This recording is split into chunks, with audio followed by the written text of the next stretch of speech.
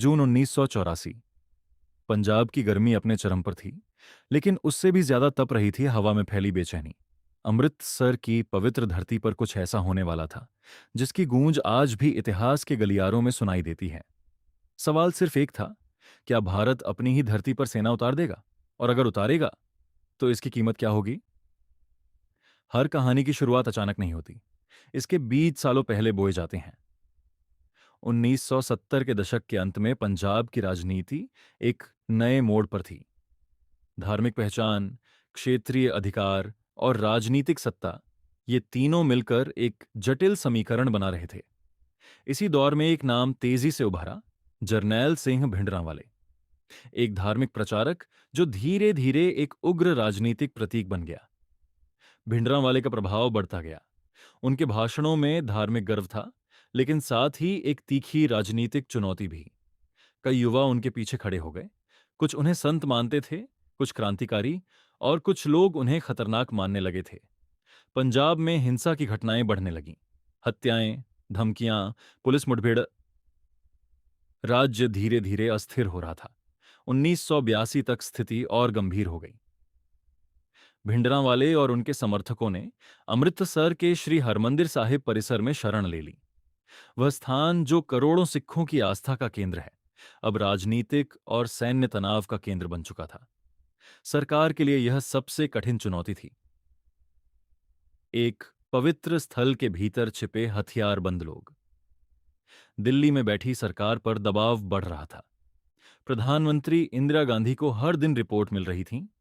पंजाब में बढ़ती हिंसा, अलगाववादी मांगे, विदेशी समर्थन की आशंका। खुफिया एजेंसियां चेतावनी दे रही थीं कि स्वर्ण मंदिर परिसर के भीतर भारी मात्रा में हथियार जमा किए जा रहे हैं। कुछ रिपोर्टों में यह भी कहा गया कि परिसर को एक किले की तरह मजबूत बना दिया गया है। लेकिन क्या यह सिर्फ कानून व्यवस्था का मामला था, या राजनीति की शतरंज पर चली जा रही कोई गहरी चाल? सरकार ने पहले बातचीत का रास्ता चुना। कई दौर की वार्ता हुई, लेकिन हर बार समाधान दूर होता गया। समय बीत रहा था और तनाव बढ़ता जा रहा था। जून 1984 की शुरुआत तक हालात विस्फोटक हो चुके थे। 3 जून 1984, अमृतसर को चारों तरफ से घेर लिया गया। कर्फ्यू लगा दिया गया। संचार के साधन बंद कर दिए गए। हजारों श्रद्धालु जो गुरु अर्जन देव के शहीदी गुरु पर्व के लिए आए थे, वे भी परिसर के अंदर ही फंस गए। बाहर दुनिया को सिर्फ अंदाजा था कि अंदर क्या हो रहा है। 5 जून की रात भारतीय सेना को आदेश मिला, ऑपरेशन ब्लू स्टार शुरू किया जाए। रात का सन्नाटा अचानक गोलियों की आवाज से टूट गया।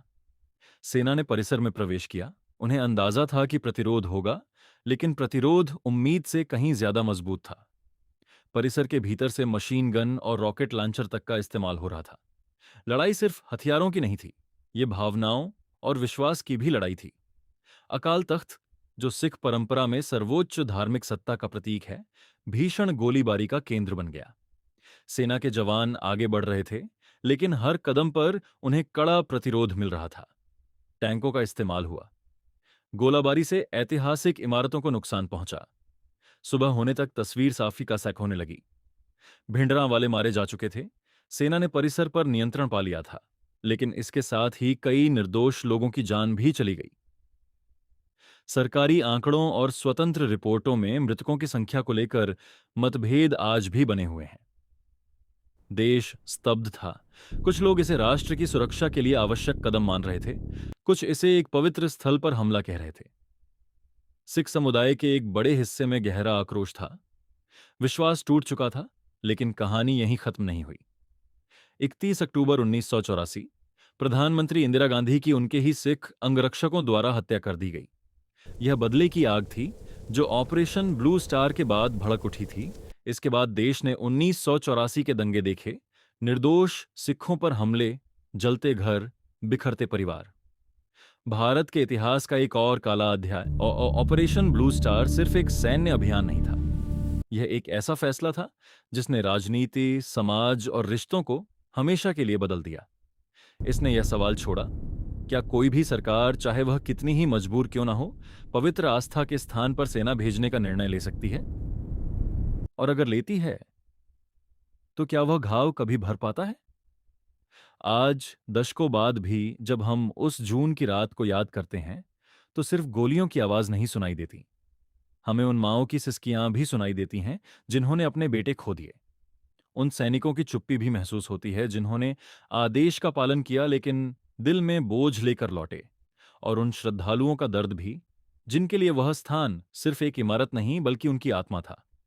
इतिहास अक्सर काला और सफेद नहीं होता, उसमें धुंधले रंग भी होते हैं। ऑपरेशन ब्लू स्टार भी वैसा ही एक अध्याय है जहां राष्ट्र की सुरक्षा और धार्मिक आस्था आमने सामने खड़ी थी। शायद सच्चाई पूरी तरह कभी सामने ना आए, शायद कुछ सवाल हमेशा अनुत्तरित रहें, लेकिन इतना तय है, जून 1984 की वह रात हमें यह याद दिलाती है कि जब राजनीति और विश्वास टकराते हैं तो सिर्फ इमारतें नहीं टूटती, टूटता है भरोसा। और भरोसा जब एक बार टूट जाए तो उसकी आवाज इतिहास में बहुत देर तक गूंजती रहती है।